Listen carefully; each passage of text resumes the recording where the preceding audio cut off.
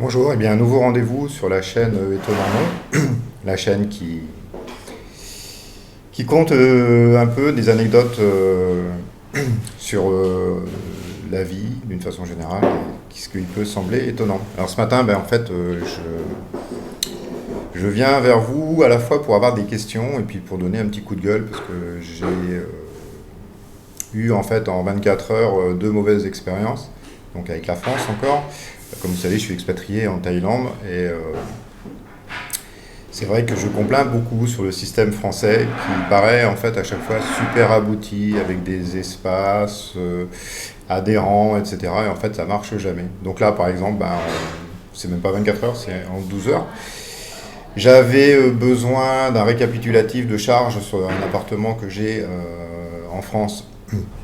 Donc, bien sûr, comme il n'y a aucun service, quand on demande au syndic combien j'ai payé en 2020 de charges, on vous dit allez vous loguer sur l'espace adhérent Trucnuche pour aller le faire vous-même en fait. Hein.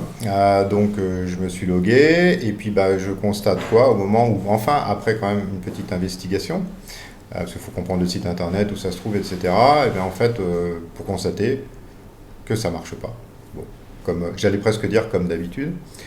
Ce matin en me levant, je vais sur mon compte La Banque Postale pour essayer de télécharger mon relevé dont on m'a informé qu'il était disponible par mail. Et ça marche pas encore. On va dire fin de semaine dernière, enfin c'est même j'ai constaté ça début de cette semaine. C'est vrai que tous mes prélèvements URSSAF sur ma société sont passés, on est obligé de les passer donc en 2021 au titre de 2020 parce que la procédure de prélèvement, je ne sais pas quoi, EDI ou je ne sais quoi, n'a pas fonctionné auprès de l'URSSAF, que le mandat de prélèvement a dysfonctionné aussi auprès de la banque. Donc on a un paquet d'un seul coup, heureusement qu'il y a un peu de trésorerie. J'en avais, je pourrais presque passer ma vie à compter un peu des mésaventures comme ça.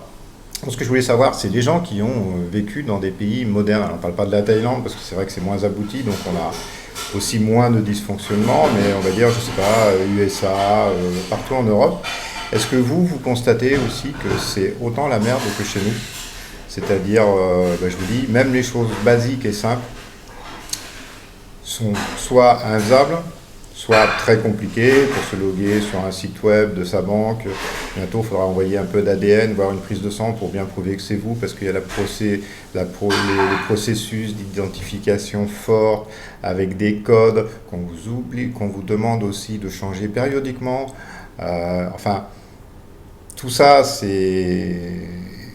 fait, ça pourrit, moi je trouve, la vie des gens. C'est sur sécurité. Et puis, la dernière, en fait, il y a 2 semaines, j'avais rendez-vous avec mon comptable, donc vous savez, il m'envoie un joli mail bien bordé avec nous avons rendez-vous, il faudra cliquer sur ce lien pour avoir la conférence, etc. Ou s'appeler, je crois, même par téléphone, enfin bon, peu importe.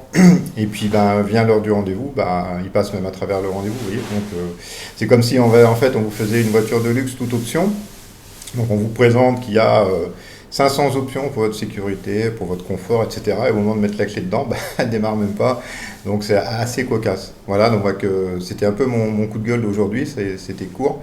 Et surtout, moi je suis curieux de savoir, je vous dis encore une fois, je répète, mettez-le dans vos commentaires, est-ce que c'est comme ça ailleurs?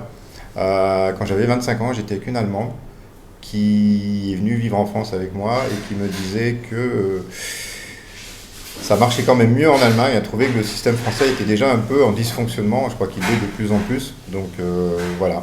Donc n'hésitez pas en commentaire à me dire si vous partagez déjà un peu des expériences comme les miennes. Et puis encore une fois, si vous avez constaté ça ailleurs. Voilà, bonne journée, à bientôt, au revoir.